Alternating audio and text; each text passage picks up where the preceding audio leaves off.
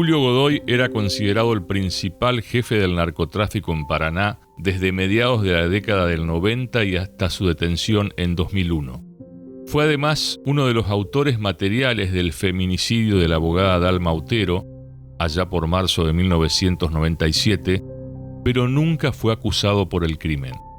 Tuvo varias condenas, fue un personaje siniestro del AMPA paranaense y murió en absoluta soledad.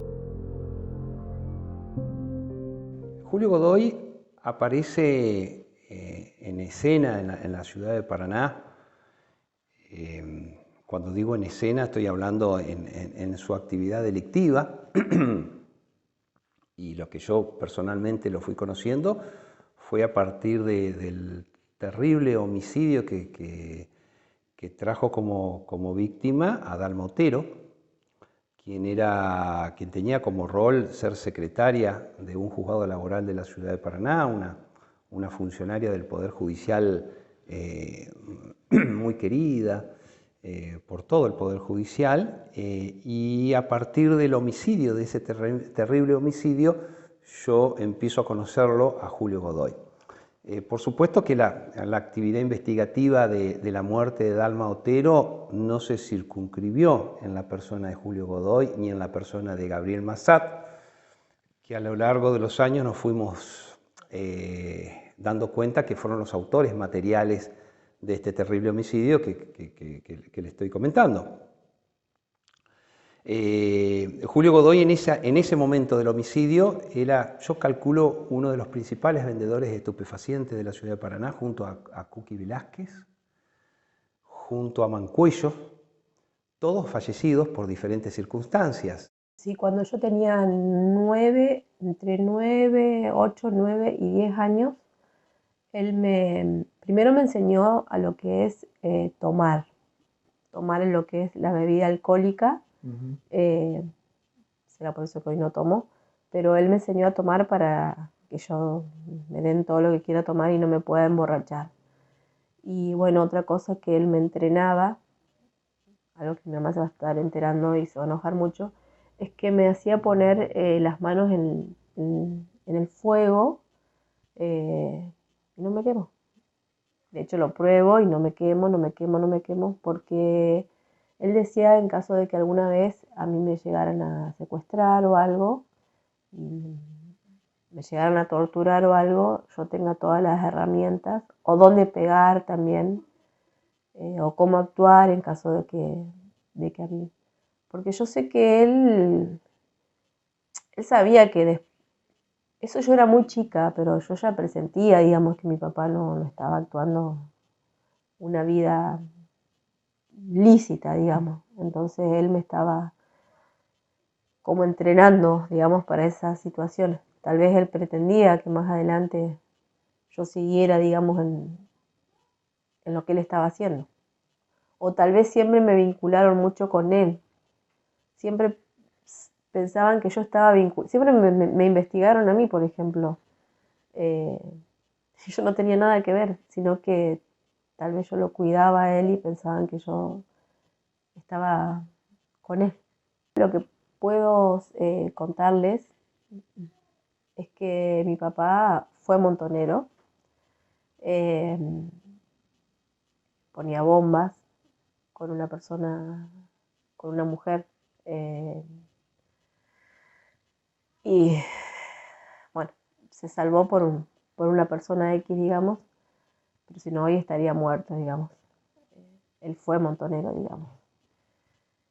Y bueno, mi mamá obviamente es una persona de bien, de buena familia, fue su primer novio y bueno, se enamoró de mi papá y acá estoy. Tenía labia para embaucar a la gente, para querer mostrarse como el perrito mojado que siempre lo perseguían. Pero cuando le descubrías la verdadera faceta, la verdadera personalidad de él,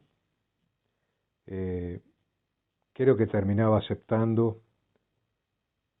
Y recuerdo que fue Cuqui Velázquez, que un día me acuerdo tomando una latita de cerveza en la Costanera, lo cruzo, y se mofaba del manejo que podía tener Julio, eh, negociando con cierta gente, cosa que por ahí, fíjate, no lo puedo acreditar, no lo puedo probar, no tengo elementos para decir, estoy seguro. Pero hasta llegué a pensar que pudo haber sido informante de cierto sector de la policía y que la misma policía, la misma institución policial, tenía internas entre sí. Fíjate vos lo que me entero, por comentarios justamente, de estos diálogos que habíamos empezado a mantener ocasionalmente cuando por ahí nos encontrábamos. Y me daba la libertad de bromear por ahí con Alberto Velázquez o con Julio Godoy, queriendo o pretendiendo algún día. Digo, ¿vas a aceptar hacer una nota frente a cámara? Sí, cómo no. Pero te puedo hablar de mi pasado, de las tintas, de esto, ¿no es cierto? De algo que no me gustaría hacer nunca más. Así hablaba él, un poco imitándolo, pero insistía en que él vendía autos de segunda mano y que eso era lo suyo. Yo les voy a contar como yo lo recuerdo, eh, cómo se los puedo transmitir, digamos, y después con el tiempo, bueno, solo recuerdo la habitación, que era mi habitación, que después entiendo por qué le tuve tanto miedo y tanto... O sea, hoy gracias a Dios ya esa casa no existe más en la familia, pero a mí siempre me generó miedo, mucho miedo. Recuerdo el piso, estar ahí acostada, la pieza toda oscura, la puerta cerrada. Y primero sé que me hice pis, seguramente del nervio, cuando él me saca la bombacha. Me acuerdo que yo estaba llorando, que tenía como mucho miedo. Y después recuerdo que alguien abría la puerta. Era eso el que me quedaba eso. Que después supe que esa persona era una persona muy allegada a mí, que vivía a 2 casas de mi casa en ese momento. Porque al principio yo tardé mucho tiempo. Cuando tuve un vínculo sentimental muy fuerte, yo pasé mucho tiempo, lo tenía en la mente. Primero lo borré un tiempo. Eh, Mi papá me hacía, por ejemplo, mi papá me ponía cuando yo iba a la escuela al Verdi, me ponía en las,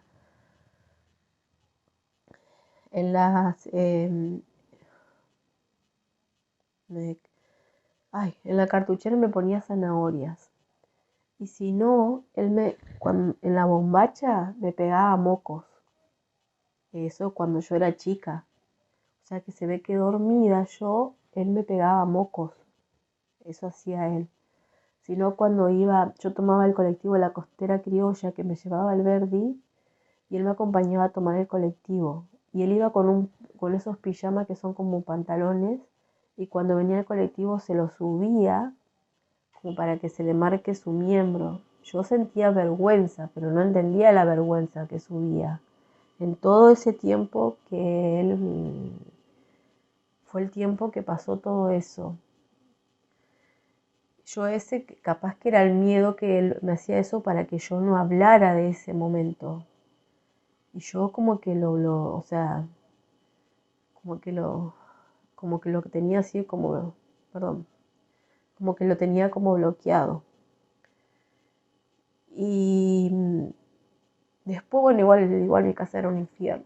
O sea, que creo que eso pasó a segundo plano al infierno que se vivía en mi casa. Infiernos de maltratos, de golpes, no hacia mí, sino a otra persona, a lo familiar. Y, y como y conocí a una persona cuando ya era más grande. Y bueno, por suerte le pude contar. Y después le dije, bueno, y tal vez no me creyeron, pero por suerte en el juicio a mi papá. Mi madrina me pidió disculpas y me dijo que ella lo vio, ella me ayudó. Y tengan cuidado. De las familias hay que tener mucho cuidado. Porque lo que pasa de niño no se olvida nunca. Queda marcado para siempre.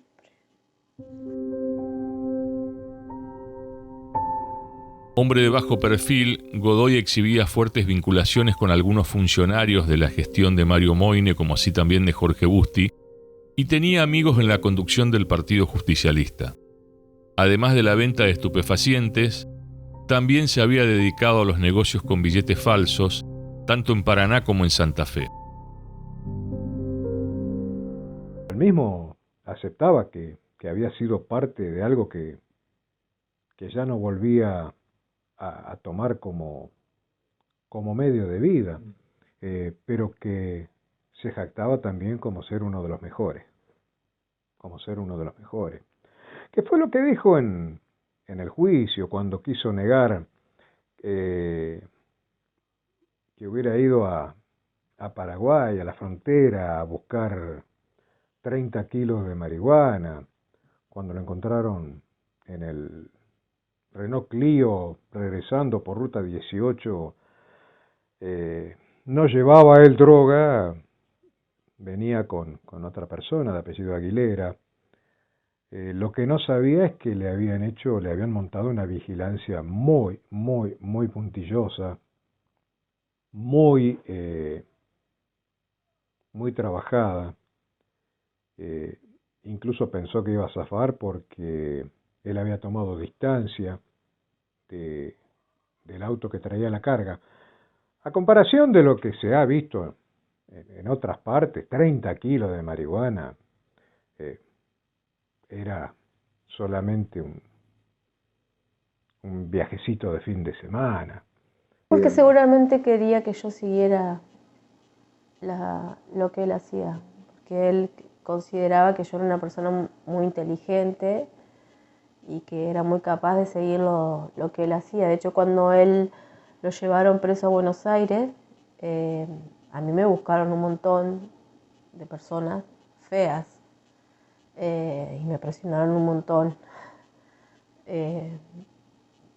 Una vez me intentaron matar una vez en un auto y 2 veces me intentaron balear caminando en la calle. Querían que yo continuara con lo de mi papá.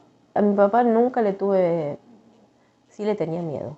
Interiormente en mi pensamiento le tenía miedo, pero frente a él no. Siempre lo enfrenté, no le tuve miedo.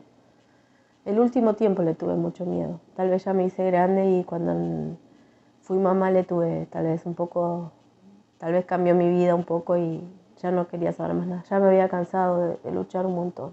Yo siempre lo acompañé a mi papá, aunque vos no lo creas. Cuando él cayó preso, yo estaba por ser gerenta de una empresa de salud prepaga y obviamente me despidieron porque era la hija de Julio Godoy. Perdí un excelente trabajo y que no vení, yo me tomaba el micro para ir a Buenos Aires, a Ezeiza, después lo trasladaron a Devoto, me caminaba las cuadras para llevarle los permisos con el poder para que lo tome algún abogado. Cuando volví acá con el permiso firmado, el abogado me decía que no porque había ido a la policía y decían que lo reboten, lo habían ido a apretar. Yo, la primera vez que él cayó preso, yo lo ayudé. Sin duda se ve que yo a mi papá lo quería. Yo creo que, si bien no te puedo dar el detalle exacto, había un desempeño de Cookie Velázquez como mano fuerte, como efecto de choque. Julio Godoy más con los números. Incluso por eso le preguntaba a veces a Laura si en algún momento ella supo de la existencia de alguna bóveda, alguna caja o algo en calle Barballelata, por lo que Julio Godoy tuviera tanto deseo de volver, que siempre me quedaron dudas de que fuera por el solo hecho de un sentimentalismo de las paredes de la casa, de un recuerdo de que la casa la hubiera construido él. Vuelve a Buenos Aires, ya forma otra pareja, tiene hijos en Buenos Aires, hijos que son grandes hoy. Y no obstante eso, de haber podido armar otra vida, deshacerse de los problemas, de tener quizá un trabajo honrado en base a un ofrecimiento de quien era en ese momento su suegro, regresar tosudamente y quería llegar a esa casa. Cuando su mujer lo ve acercarse, lo denuncia, ingresan las cuestiones de género, que obviamente todos sabemos son de un tiempo a esta parte mucho más fuerte que lo que eran en otras épocas. Hay una discusión, hay una segunda denuncia, hay un alojamiento en la unidad penal, hay una audiencia en tribunales y hay una desafortunada seña que le hace a una abogada que estaba actuando como querellante en la causa, la doctora Vázquez Pinasco, que le suma otra denuncia más por amenaza y lo condenan a 5 años, que es donde él finalmente muere. Mi papá es una persona era una persona súper inteligente. De hecho, le hubiera ido muy bien en su vida si hubiera hecho las cosas muy correctas. Mi papá le decían el camaleón, le decían, era una persona una mente brillante tenía. Siempre, no es que la primera vez que le pasaban cosas, que lo que pasa es que había quedado adentro, le pasaron un montón de cosas y ya las sabía resolver. Tenía una mente. De hecho, una vez hablé con una jueza y me dijo ella a mí, me convenció a mí, por eso se escapó. Me convenció a mi papá, era súper inteligente. A la edad que tuvo cuando se escapó la última vez de la cárcel, se escapó como un maestro, ya un hombre grande de 70 y pico de años. Tenía una mente muy inteligente, así como una mente perversa, podría decirse, pero era muy inteligente mi papá. Lástima que su mente siempre fue oscura, fue fea, su familia, la familia que tuvo, sus padres, su mamá.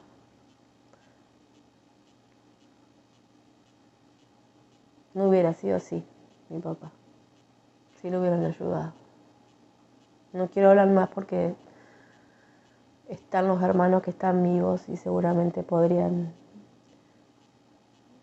Pero si sus padres hubieran actuado o si su madre hubiera sido distinta, mi papá hubiera sido distinto. Sin duda, yo tendría que decir quién fue la culpable, hubiera sido mi abuela. Una persona muy mala. Julio Godoy comienza a tener una trascendencia muy importante con la venta de estupefacientes en principios de los 90, ¿no? A tal punto que en su domicilio, él, en la zona sur de Paraná, tenía su búnker de venta de estupefacientes y siempre se dijo que había una suerte en esa época, por supuesto, de connivencia con algunas partes de toxicología o algunas de las fuerzas que estaban dedicadas a la prevención y represión del delito de estupefacientes. A partir de los años 90, él ya tenía una actividad delictiva en ese rol. Nunca en este homicidio tan específico, ¿no? Después siempre fue en el mundo de la droga, ¿no? En marzo de 1997, en la antesala de la Semana Santa, Godoy fue sindicado como uno de los autores materiales del crimen de la funcionaria judicial Dalma Otero, por el que terminó condenado su marido Miguel Capobianco.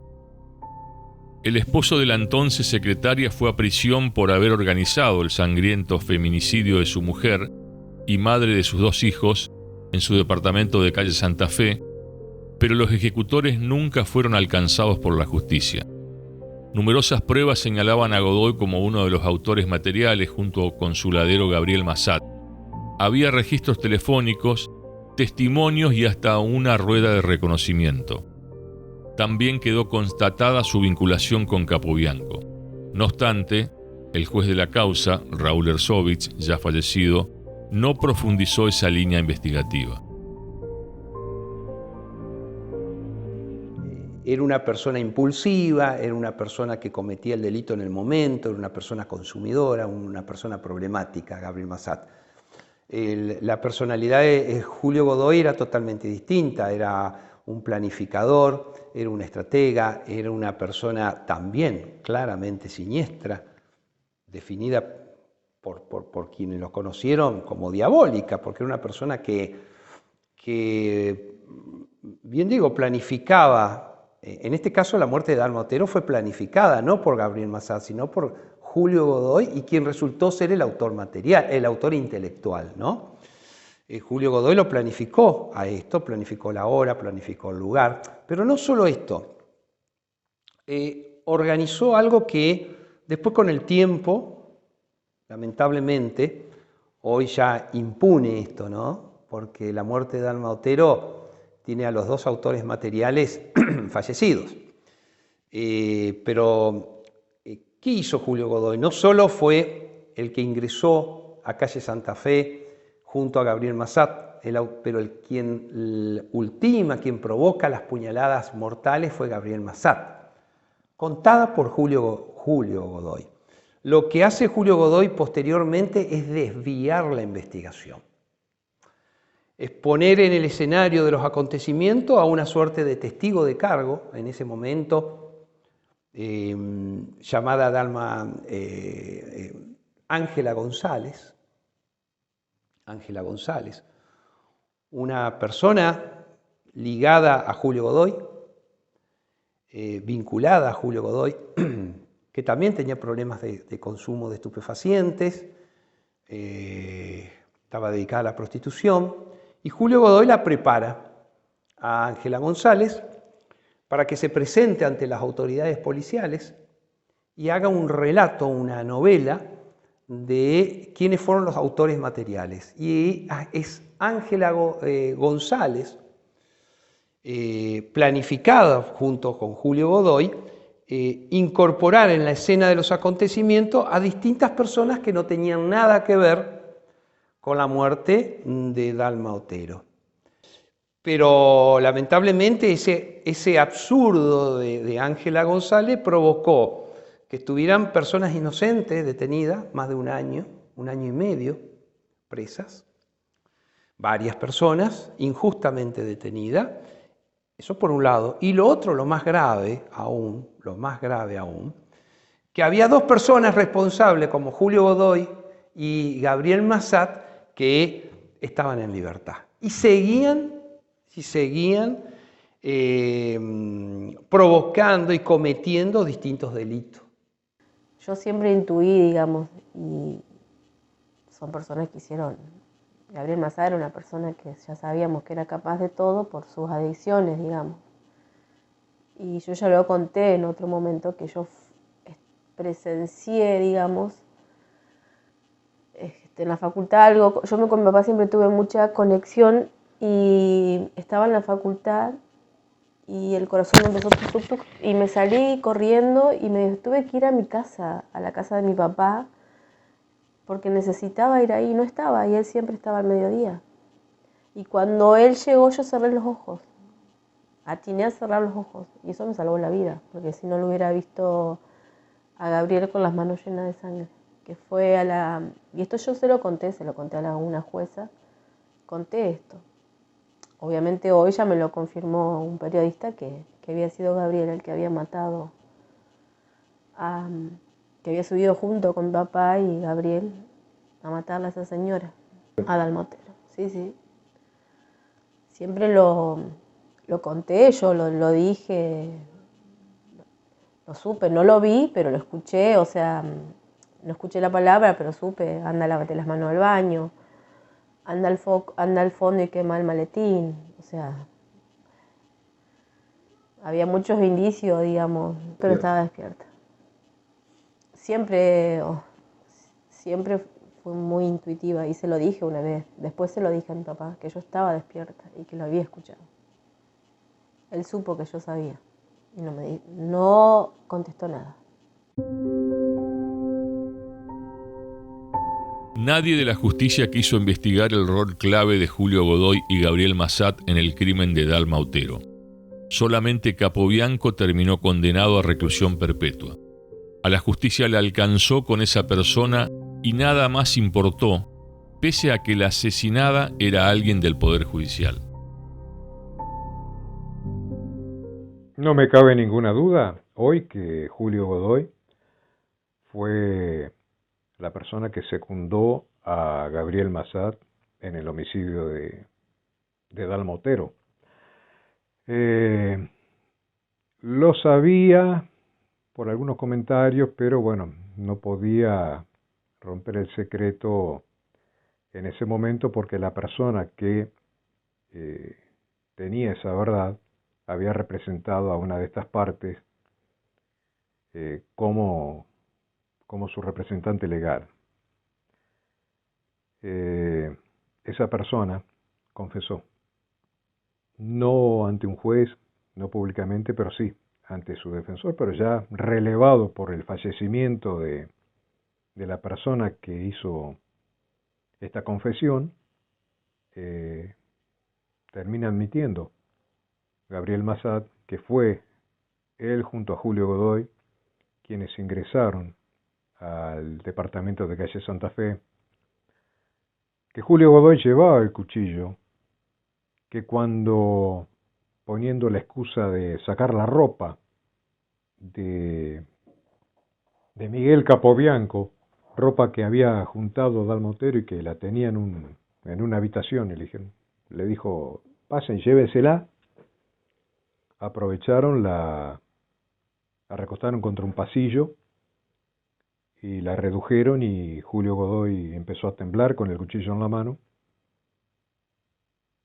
Gabriel Massat le quita el cuchillo y procede a ese sanguinario acto que todos conocemos que termina con la vida de Dalma Otero. Fue un personaje singular, diría yo así, que andando el tiempo y las causas que fuimos investigando y en las que intervenimos, siempre aparecía atrás la sombra de este personaje.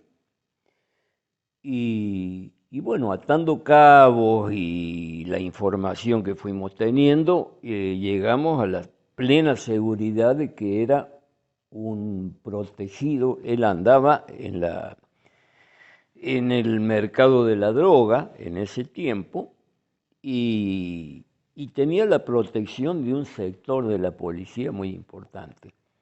Y eso fue lo que le permitió a él durar en el tiempo y bueno, y ocultar personajes, digamos, importantes por el hecho, como fue el caso de la muerte de Dalma Otero, y donde nosotros llegamos hasta la puerta del esclarecimiento del hecho realmente, y ahí quedamos, y estábamos convencidos de que el autor material, sumado a toda la investigación que hubo, criminalística, a todos los medios que se utilizaron para estudiar el lugar del hecho, para examinar a la víctima, para hacer la autopsia, llegamos a la conclusión, sin prueba, de que el autor material había sido el Gaby Massat. A comienzos de los años 2000, es como que Gabriel Massat, después del homicidio de Dalma Otero, se convierte en una persona realmente homicida. Creo que al menos habrá cometido 4 o 5 homicidios más que nunca pudieron ser determinada su responsabilidad material. Pero creo que ha sido un antes y un después la muerte de Dalma en la persona de Gabriel Massat. Y esto Julio Godoy lo sabía perfectamente y sabía cómo explotarlo. Después sus caminos fueron divididos, separados. Julio Godoy siguió con la venta de estupefacientes y Gabriel Massat, haciendo lo que único sabía, era realizar distintos tipos de robos o algunos que otros homicidios que a lo largo de los años 2000 se fueron dando en la ciudad de Paraná, lamentablemente, ¿no? Era un tipo que se sentía protegido, tenía su habilidad para declarar, para zafar, o sea, él estaba en un camino torcido y su vida transcurría en esas condiciones, ¿no? Entonces, se escabullía, no era un personaje cualquiera. Y se ve que al sentirse protegido actuaba con mucha tranquilidad. La participación no era material de él en el hecho, sino en la preparación del hecho y en conectarlo con el autor intelectual, con el que no me sale el apellido ahora, el marido de Dalma Otero, conectarlo, Godoy, el Gaby Massat, y se ve que el Gaby Massat respondía bastante a él, y lo debe haber utilizado para otros hechos también. Esa es la relación, pero claro, se nos diluía. Gabriel Massat no tenía ningún tipo de escrúpulos, era sanguinario. No tenía lo que Julio Godoy tuvo en ese momento, miedo por el hecho de ser el psicópata que era Gabriel Massat, en pasar el filo del cuchillo por el cuello de una mujer indefensa. Hay un montón de cosas que también quedan en aguas de borraja, quedan en la duda, quedan, a mi entender, como un gusto a por qué no se investigó un poco más.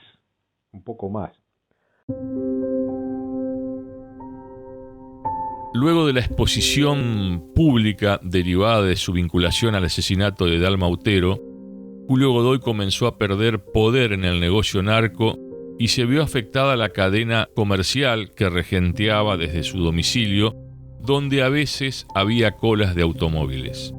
Los laderos de Godoy se fueron abriendo, su estructura en Paraná comenzó a derrumbarse y solo le quedaban un esquema de segunda línea y algunos contactos en Misiones, Santa Fe y Paraguay, además de una fiel asesoría legal comandada por el cuestionado abogado Domingo Negri en Nogoyá, ya fallecido, que lo cobijó durante el caso Otero. Julio Godoy era una persona siniestra, realmente siniestra, no por el tremendo homicidio que había provocado, sino por lo que él representaba en el mundo de la provincia de Entre Ríos y en la ciudad de Paraná. Dedicado a la actividad del estupefaciente, de la comercialización de estupefacientes, dedicado a matar gente. Era una persona que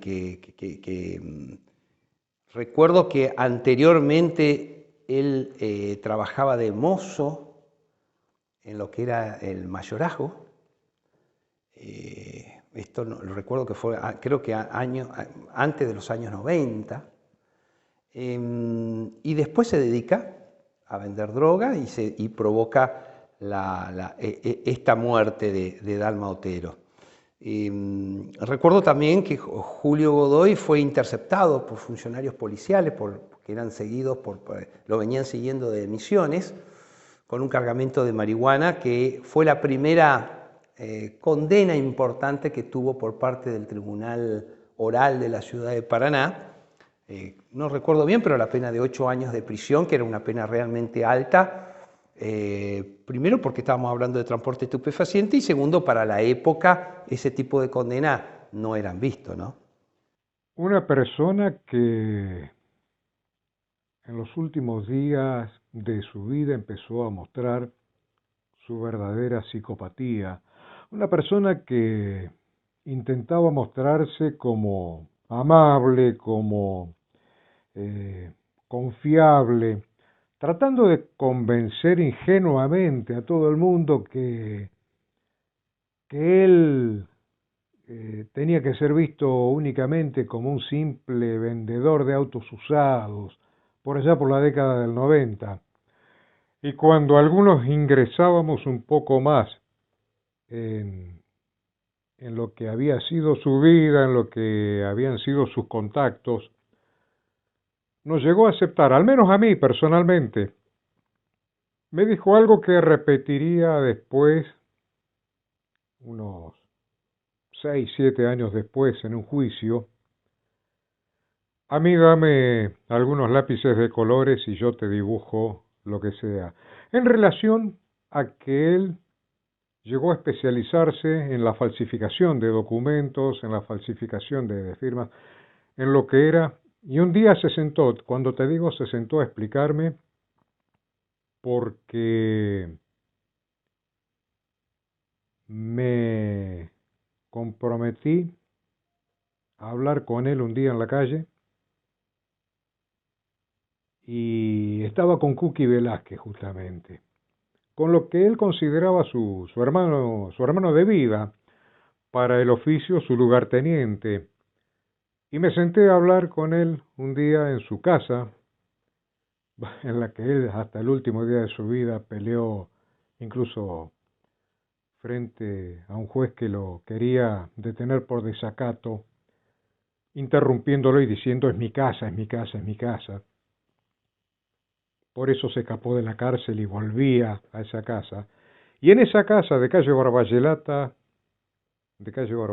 recuerdo, me contaba que había estado en el exterior, que si él quería se llenaba de plata falsificando cheques. Los químicos que usaba para sacar la tinta de un cheque y volver a cargarlo con una falsificación. Y en esa época ya se hablaba de Julio Godoy incursionando en la vida narco, pero lo que hoy consideraríamos como narcomenudeo, porque vendía en la casa. Incluso sentado con él le digo: Julio, no me quieras vender algo cuando incluso la misma gente de Tóxico dice que vos vendés por este lugarcito, y era un cuadradito como una ventanita que tenía en la reja de la puerta, que creo que todavía está. Al menos la última vez que fui, que estuve con la ex mujer de Julio Godoy, estaba y me decía: sí, no la quise sacar para que recordar siempre lo que pasó aquí, en este lugar. Y esa persona que demostró su verdadera psicopatía, su verdadero perfil, escapándose, logrando manipular, fíjate vos, se escapó de 2 o 3 unidades penales.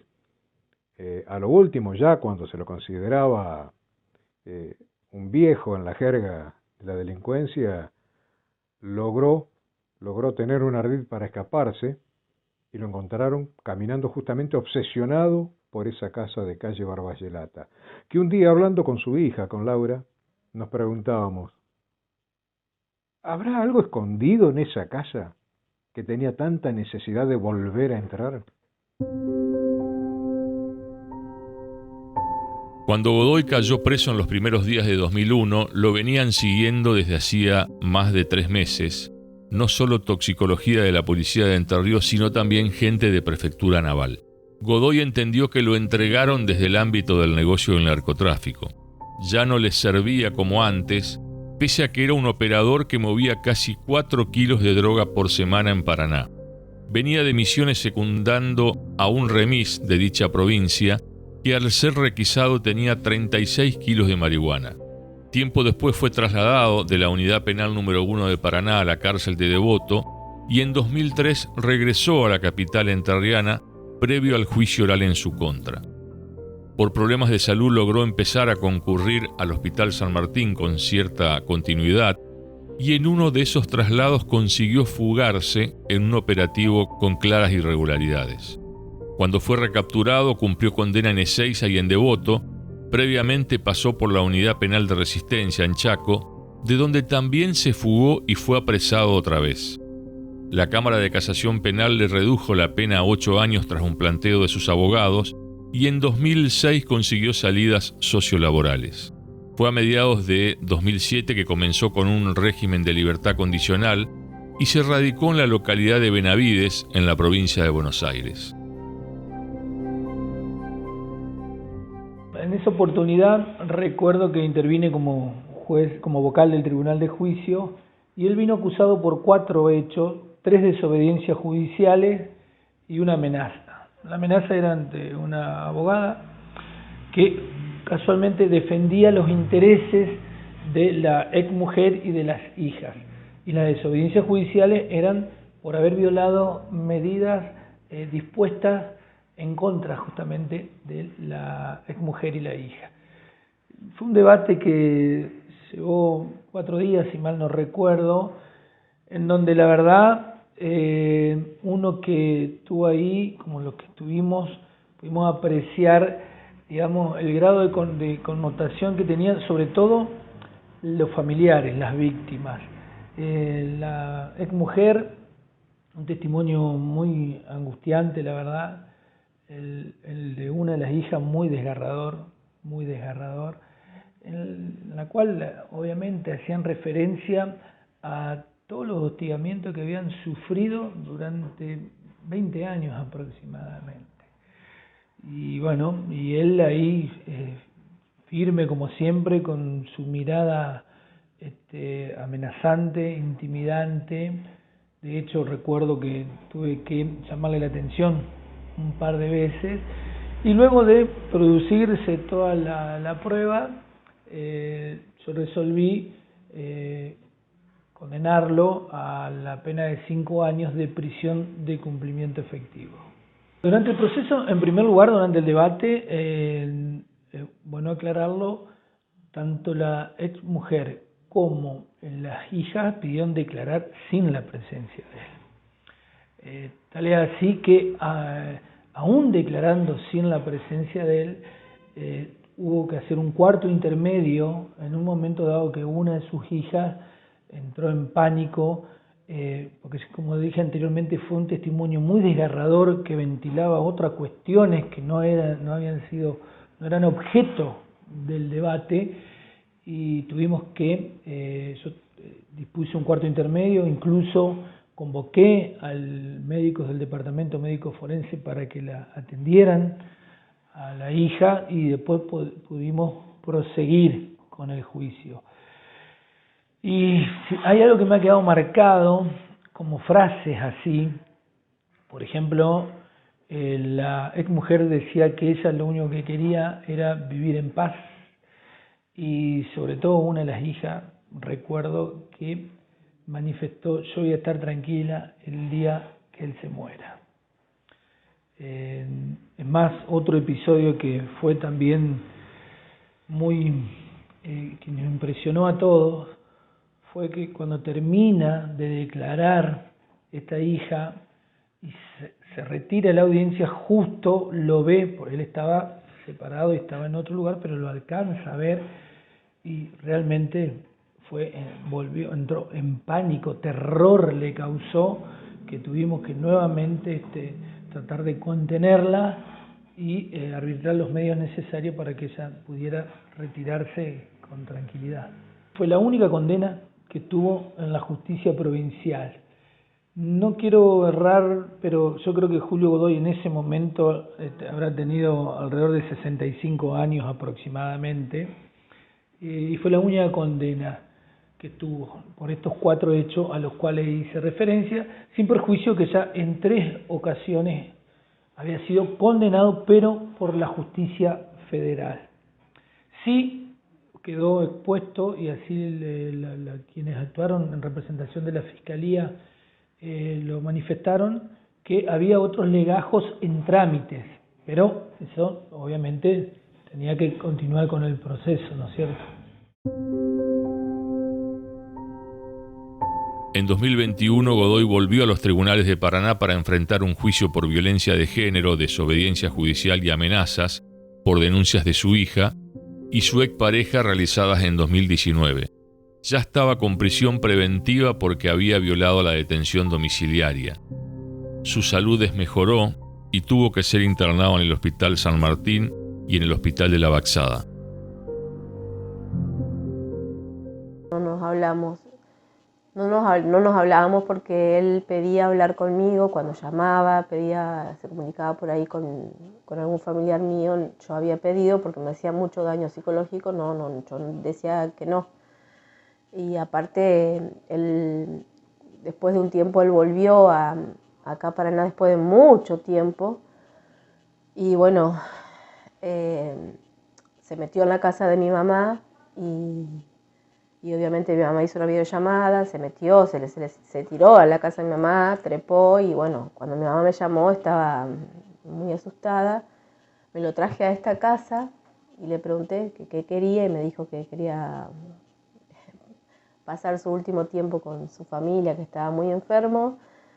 Entonces le dije, bueno, listo, yo mañana te hago hacer todos los estudios, porque tenía una persona. Se lo hice hacer y a la tarde me reconoció que él quería seguir haciendo lo mismo que hacía siempre. Y bueno, después que se hizo salió todo bien, solamente su diabetes, que obviamente fue lo que murió, pero obviamente por las condiciones que él estaba, eso genera otras. Y después de eso él le intentó matarnos a mí y a mi mamá con amenazas y llegamos a juicio y él estuvo preso por eso, por lo que nos intentó hacer, digamos. Y de ahí obviamente no tuvimos, estuvo preso por la denuncia que le hicimos nosotros. Y sé que en el juicio que le hicimos, él dijo que tiene algo que contradecir en lo que dice mi mamá, y en lo de mi mamá dijo que sí, y en lo que dije yo dijo que no, que todo lo que había dicho era cierto, aseveró que era verdad. Julio Godoy falleció en febrero de 2024 a los 69 años, atado a una cama del hospital porque estaba condenado por la justicia. Solamente acompañado a veces por su hija Laura, que más allá del sufrimiento que padeció por el accionar de su padre en buena parte de su vida, lo que le provocó angustias y secuelas, quiso poner por encima el gesto humano de estar ahí hasta su partida. Y así fue. El recuerdo, si vos me decís ahora en este momento, es que cuando estuvo en los últimos días de morir, me llamaron a mí una persona para avisarme que estaba en Paraná y que estaba muy enfermo, y me acerqué hacia el hospital. Obviamente no me iban a dejar pasar, pero pude pasar. Lo vi de una manera como jamás lo pude imaginar que lo iba a ver. Que lo recuerdo, mi papá era un hombre de cuerpo grande, bien vestido, fuerte. Ese era él. Y vi una persona deplorable. Recordé que tenía mucho olor a orina, la voz muy que no podía hablar. Y cuando lo vi, me miró así y me dijo, es lo que me quedó pensando. Y me dijo, viniste.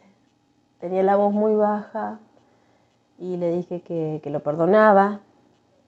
Le llevé un rosario que tenía acá de una persona que me regaló, se lo entregué. no le entendí qué me decía, lo único que me decía es que vaya a buscar unos papeles, que no le entendí porque no le alcancé a entender. Y me fui.